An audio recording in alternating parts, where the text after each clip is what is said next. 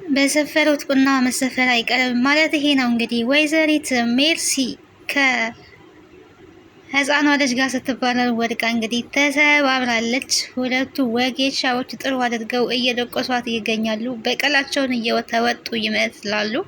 እናት ዛራና የዛህራ ጓደኛ ሜርሲን እንግዲህ እያሹ ሳይሆን መልሰው እየደቆሷት ይገኛሉ።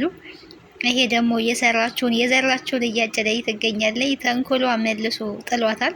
ከዳኑ ጋር ስትባረር እንግዲህ ወድቃ ተሰብራለች። ጥሩ አድርገን እናሽሻለን በማለት ጥሩ አድርገው ደቁሰዋታል። አቶ አምነንና ቤሌን ጥሩ የፍቅር ጊዜ እያሳለፉ አሉ።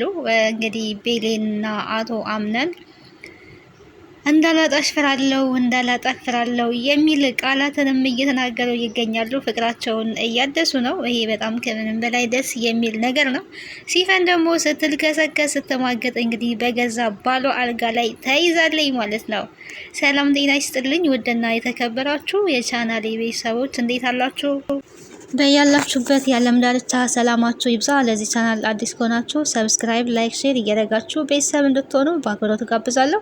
ተወዳጅና አስተማሪ የሆነውን ድራማ ቀጣዩን ክፍል ወደ እናንተ እዤላችሁ መጥቻለሁ። በዚህ ክፍል እንግዲህ አዳዲስ ነገሮች ተፈጥረዋል። ኦልሬዲ ደስ የሚልና የሚያስከፋ ነገር አለ። እዚህ ጋር እንግዲህ የቤሊን እና የአቶ አምነን ሁላችንም አብረው እንዲሆኑ እንፈልጋለን፣ እንጠብቃለን።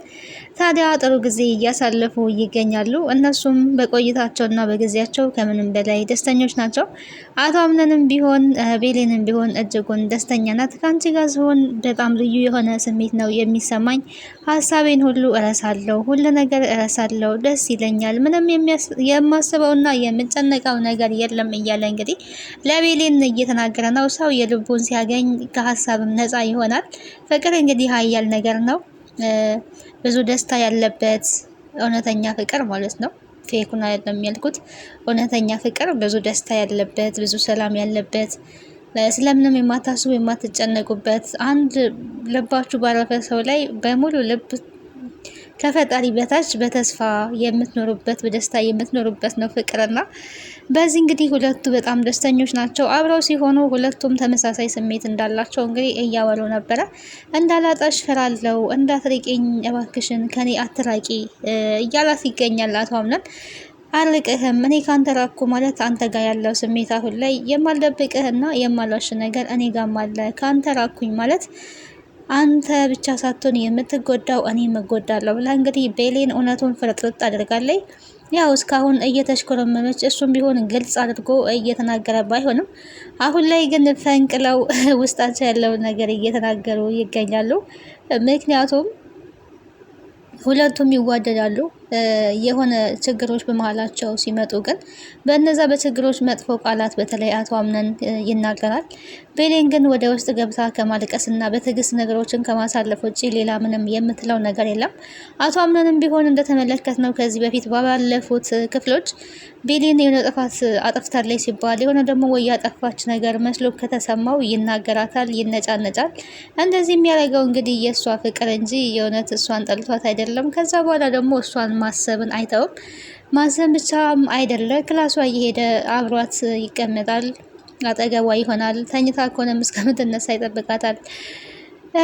ራሱን እየሸወደ የሆነ በውጥረት ውስጥ ያለ ሰው ነው እንግዲህ አቶ አምነን። ልቡ የተከፋፈለ ሰው ነው። ይሄን ደግሞ ራሱም ተናግሯል። ልቤ ተከፍሏል ቤሌን እያለ ነበር በባለፈው ፓርት ላይ እንደተመለከት ነው። ከልጄና ከአንቺ ጋር ብሏል።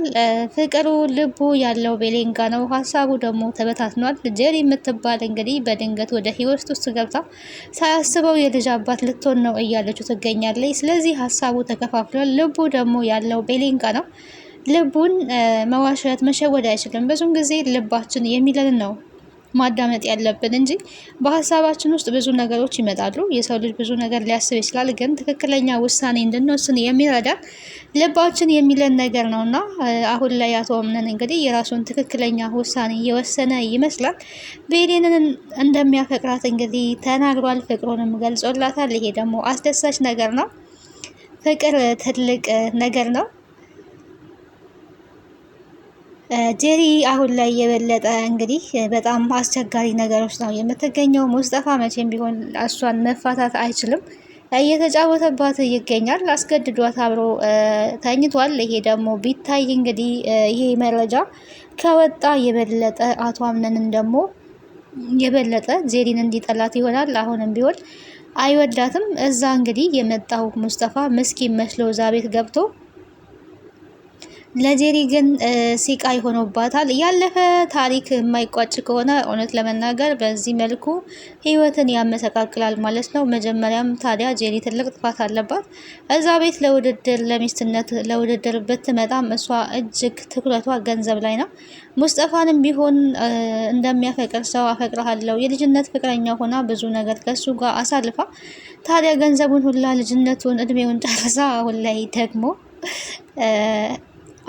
ደግሞ የተስተካከለ ህይወት ልኖር ነው ብላ ስታስብ ነገሮች እንደማይሆኑ ሆነውባታል። ያን ሳትቋጭ የመጣችው ህይወት ተደብቃ ህይወት ልትኖር ብትፈልግም እንደ ጥላ ይከተላል። እንግዲህ ታሪክ ከባድ ነውና ይሄ መቼም ቢሆን ጥቁር አሻራ ነው፣ ሊለቃት አይችልም። ሙስጠፋ ደግሞ አሁን ላይ አይኑ እያየ የአቶ አምነን ስትሆን ዝም ሊል አይችልም። ደግሞ ለዛውም በድለው ማለት ነው። በድለው የበለጠ እልህ ውስጥ ነው ያለው። እልህ ተያይዟል።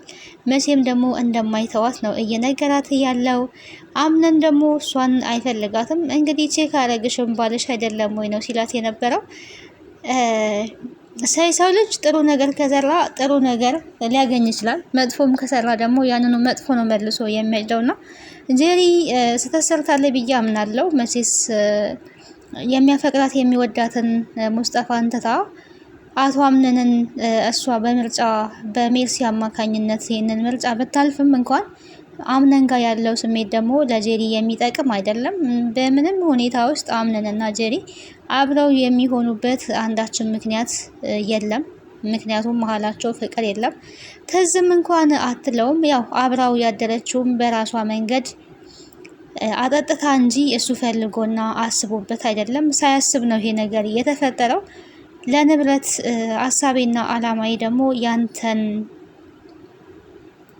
ንብረት መውረስና መውሰድ ድርጅት ማስተዳደር የሚል ንግግር ስትናገር ሰምተናታል ከዚህ በፊት። በጣም የሚያሳዝነው ነገር ታዲያ አሁን ላይ አቶ አምነን ድርጅቱን የግማሽ ፐርሰንቱን ዳኑን ለማስለቀቅ ሰጥቷል። ስለዚህ አቶ አምነን ከድርጅቱ ምንም አይነት ድርሻ እንደሌለው እራሱ ሲናገር ሰምተናል። ገንዘብ አይቶ እንግዲህ ወደ ሰው ህይወት የሚመጣ ሰው መጨረሻው ምን እንደሚሆን የሚሆነው ነገር ነው። ብዙ ሰው ይሄን ሊማርበት ይገባል ብዬ አስባለሁ። ሰው ሰውን አይቶ የሰውን ማንነት፣ የሰውን ስብዕና፣ የሰውን የልብን መልካምነት አይቶ ይሆነኛል አይሆነኝም የሚለውን ነገር አጣርቶ የማይገባ ከሆነ በፍቅር ካልሆነ ህይወት እንደዚህ በካልኩሌት ገንዘብ ላይ ትኩረት ተደርጎ የሚገባ ህይወት በዚህ ልክ ዋጋ ያስከፍላል። ይሄንን እንግዲህ ጉዷን አልሰማችም እስካሁን ድረስ። ጄሪም ብትሆን ሜርሲም ብትሆን የድርጅቱ ግማሽ ተሸጦ ዳኑ እንደተፈታቸው የምታውቀው ነገር የለም። ይሄን የምታውቀው እንግዲህ ሲፈን ናት። ከዛ ቤት ያው ዳኑን የሚያሳገቻቻት ሲፈን ስለነበረች ይሄን ደግሞ በደንብ አድርጋ ታውቃለች። ጄሪ ታዲያ ምን ላይ ነው የምትቀረው? ያሰበችው አስባ የገባችው ነገር አሁን ላይ ምንም የለም ማለት ነው። ቤሌን ግን ይሄን ሚስጥር ታውቃለች። ኦልሬዲ ድርጅቱ የአቶ አምነን ድርጅት አሁን ላይ እንደሌለ ታውቃለች። እሷ ግን ገንዘብ ፈልጋ ሳይሆን ፍቅርን ፈልጋ እሱን ፈልጋ ስለሆነ ያለችው በጣም ደስተኛና ስለ ንብረት እያሰበችም አይደለም። መጀመሪያ ላይ ግን ዳኑን ለማስፈታት ሌላ መንገድ ብንፈልግ አይሻልም ወይ በማለት እንግዲህ እንደ ሀሳብ ስታቀርብ ነበረ። ያው እንደ ሰው ንብረቱን ዝም ብሎ በድንገት ሲያጣ የሚሰማው ስሜት አለ። ያንን ለመጋራት እንግዲህ ሌላ መንገድ ብንፈልግ አይሻልም ወይ የሚል ሀሳብ ነበር ስታቀርብ የነበረው። ያው ሌላ ምንም የሚፈልጉት ሀሳብም የለም። እቅድና አላማው መጀመሪያም ቢሆን ድርጅቱ ላይ ተኮር ተደርጎ ስለተሰራ ስራው ምንም አይነት መፍትሄ ሊያመጡ አልቻሉም ማለት ነው። ኦልሬዲ ቤሌን ፍላጎቷ ድርጅት ገንዘብ ሳይሆን ፍቅር ስለሆነ ጥሩ ጊዜ እንግዲህ እያሳለፈች ትገኛለች ከአምነን ጋር። በዚህ ደግሞ በጣም ደስተኛ ናት። አምነንም ከእሷ ጋር ውሎ ወደ ቤት ሲመለሳ በጣም ደስተኛ ነው የሚሆነው። ሌሊቱን ሙሉ እሷ ሲያስብ ነው የሚያድረውና ዳኑም ደግሞ ሁለቱን የበለጠ እያቀራረበ ትገኛለች። መሀላቸው ቁጭ ብላ ስታጫውታቸው በቅጣትም ደግሞ ስታሳስማቸው ነበረች። ጥሩ ናት እንደዚህ የምትገርም ልጅ ናት። በነገራችን ላይ ዳኑ ማለት ነው መሀላቸው ቁጭ ብላ ስትሰራ የነበረው በደስታ ተቃቅፈው አብረው እንኳን ሲተኙ ነበረ። ታዲያ ከጄሪ ጋር ሲተኛ ደግሞ መሀሉን እንግዲህ ያልገው መሀሉን ባዶ አድርገው ሁለቱም ፊታቸውን አዙረው ነው የሚተኙት ተከፋፍለው ማለት ነው። ይሄ በጣም ከባድ ነው፣ በጣም ከባድ ነው። ባለመግባባት ውስጥ ህይወት ከባድ ነው። አንዱ አንዱን ሳይፈልግ በጣም ነው የሚያስጠላው። መሆን የሌለበት ነገር ነው። ኖርማል ዝም ብሎ ነው ከጎኗ የሚተኛው እንጂ ሀሳቡ ያለው ቤሌንጋ ነው። ቤሌንጋ ቢተኛ በሀሳቡ ደስተኛ ነበረ። ግን ምን ታደርጉታላችሁ? አንዳንድ ሰዎች እንደዚህ የፍቅር መቀሶች አሉ ማለት ነው። በህይወት ውስጥ ድንገት የሰው ህይወት ውስጥ ገብተው ለራሳቸውም ደስተኛ ሳይሆኑ የሰውን ህይወትም ደግሞ በእንደዚህ መልኩ የሚበጠብጡ አሉ። እንግዲህ ይህንን ሁሉ አልፈው ቤሌንና አቶ አምነን አብረው እንደሚሆኑ ህይወታቸውን እንደሚመሰርቱ ተስፋ እናደርጋለን። እናት ዛህራም ዛሬ ምን ሆና ነው ቤሌን እኔ ጋር ሳትመጣ የዋለችው በማለት ዳኑ ሲጠይቋን ነበረ። ዳኑ ደግሞ ምላሿ የሆነው ከአቶ አምነን ጋር ስለሆነች ነው፣ ለዛ ነው ያልመጣችው እያለች ነበረ። ፈጣሪ ጸሎቴን ሰማኝ እሰይ እያሉ እንግዲህ እናት ዛራም እጅጉን በጣም ተደስተዋል ማለት ነው። የእናት ዛራ ፍላጎትም ቤሌንና አቶ አምነን አብረው እንዲሆኑ ይፈልጋሉ። ከዚህ በፊትም ሲናገሩ ነበረ ለማይሆን ሴት ብለሽ ለአንድ ሴት ብለሽ የምትወጂውን የምታፈቅሪውን ስሜትሽን ጎተሽ ለምን ለሌላ ሰው ትታያለሽ የሚል ሀሳብ ሲያቀርቡላት ነበረ፣ ለቤሌን ማለት ነው። ቤሌን ግን እሱ ከዚህ በኋላ የልጅ አባት ነው፣ እነሱ ደግሞ መጎዳት የለባቸውም፣ በእኔ ምክንያት ራስ ወዳድ መሆን አልፈልግም፣ ስለዚህ ከልጁ እናት ጋር መሆን አለበት የሚልን ሀሳብ እያቀረበች ነበረ ቤሌን። አቶ አምነን ይሄንን ፈልጎ ወዶ አይደለም ያደረገው፣ ልትታገሺ ይገባል። ስለዚህ ሁሉንም ነገር በትዕግስት ጠብቂ፣ በትዕግስት ነገ የሚፈጠረው ነገር አይታወቅም እያሉ እየመከሯት ነበረ። እሷም እንግዲህ በዝምታ ነበር ነገሮች ስታይ የነበረው ግን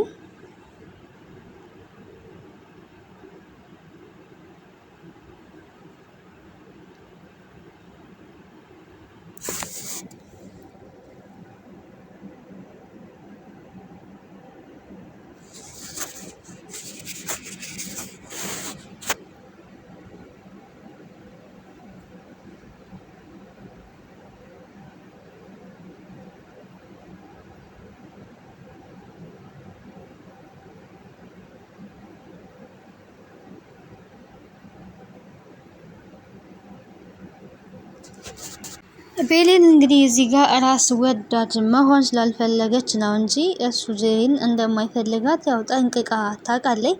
ይሄን ደግሞ መሀል ላይ ገብታ የራሷ ማድረግ ትችላለች። አቶ አምነንን ምንም ጥያቄ የለውም።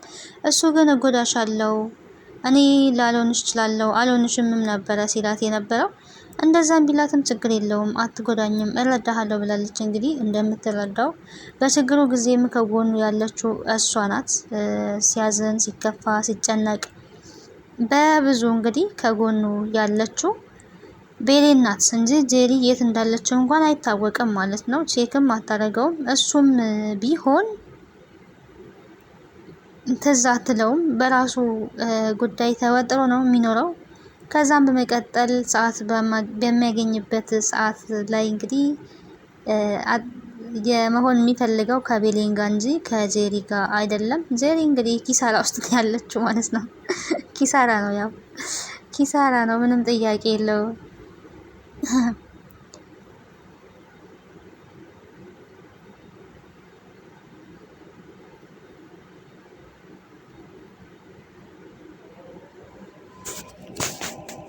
ሌላኛው እንግዲህ ወይዘሪት ሲፈን ወይዘሮ ሞርዚናን ማየት አለብኝ በማለት አስፈቅዳ ገብታለች። እንግዲህ መጀመሪያ ላይ መግባት አትችይም፣ አቶ አምነን ማንም እንዲገባ አልፈልግም ብሏል። እሱ ሳይፈቅድ እንድትገቢ አልፈልግም እያላት ነበረ። የሞሪና ተከታታይ የሆነ ሰውዬ እንግዲህ የሚንከባከባት ሞሪና ያለችበት ሁኔታ በጣም ከባድ ነው፣ ታሳዝናለች። ሳታስበው እንግዲህ እንደዚህ ሆናለች። ይሄ ደግሞ የሚሆነው በምግብ መመረዝ ምክንያት እንደሆነ የሶኒያ ልጅ እንግዲህ እየተናገረ ይገኛል። እዛ ቤት የገባው የሞሪና ተከታታይ የሆነው ተንከባካቢ ሶሊና ልጅ ነው። ኧረ ወይኔ ስማቸው ግን እኮ በቃ ብራንድ ነው። ምን ትላላችሁ? ይረሳል ማለት ነው። ግን በስተመጨረሻም አደጋ ደርሳለች። ሲፈን ገብታ እንግዲህ የምትገኝ ይመስልሻል ወይ እያለ እያሾፈችባት የሆነ ሙድ እያዘችባት ትገኛለች። ድሮም ቢሆን እንዴት እንደሆነች ለማየት ነው የገባችው እንጂ ባለውለታዬ ናት፣ ላያት ፈልጋለሁ፣ ምን በጣም የምንቀራረብ ሰዎች ነን ብላ ነው የገባችው። ይሄንን ብላ ብትገባም ግን ይሄንን ድርጊት ያደረገችው እራሷ ናት። እንግዲህ ሲፈን እና ሜርስ ናቸው ይሄንን ያደረጉት። ይሄንን ቢያደርጉም አሁንም እያስመሰሉ ይገኛሉ እዛ ቤት ውስጥ።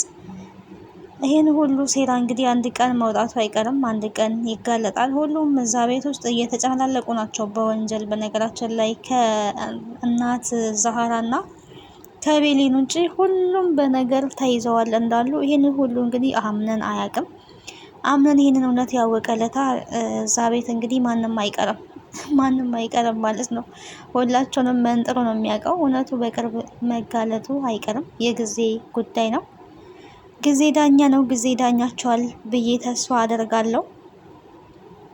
ሞሪና እንግዲህ ጉዳት አደርሳለች፣ አቶ አምነን ላይ ጥቃት አደርሳለች። በድንገት ሲገባ እንግዲህ እሷን ሊያያት ወግታዋለች ማለት ነው። ይሄ እጅግ በጣም ልብ የሚሰብር የሚያሳዝን ነገር ነው። አሁን ላይ አእምሮዋን ስታለች። ይህ አእምሮዋ ደግሞ እየተስተካከለ አይደለም። የልጅ ልጇም ደግሞ ላያት ይገባል። የት ነው ያለችው? አያቴ የት ናት? ሁለት እናት ማጣት አይከብድም ወይ እያለች ነው ያለችው እና እዚህ የለችም ማገናኝሻለሁ እያለ ነው። በነገራችን ላይ የልጆች ጥያቄ እጅጉን በጣም ከባድ ነው። አቶ አምነን በቅርቡ እንደማገናኝሽ ቃል ገባልሻለሁ፣ አሁን ግን እዚህ የለችም እያለ ነው የሚገኘው። እኔ ወንድምሽ አለሁልሽ አይደለም ወይ ትንሿ እህቴ እያላት ነው የሚገኘው እና እንዳኑ እንግዲህ እድሜዋና ንግግሯ በጣም የተለያየ ነገር ነው። አክቷ በጣም ያስገርማል። ቀጣዩን ክፍል አብረን የምናይ ይሆናል። ለዛሬ በዚህ ጨርሳለሁ። ስለነበረን ቆይታ አመሰግናለሁ። ወዳችሁና ፈቅዳችሁ ቤተሰብ ስለምትሆኑ ስለምትከታተሉም ምስጋና ከልብ ነው። ከድር ድራማ ምን ተማራችሁ? ይሄ ድራማ እንግዲህ አስተማሪ ነው። ብዙ ነገር ተምረንበታል። ያልተማራችሁበት ያላያችሁት ተመልከቱት ማለት ነው።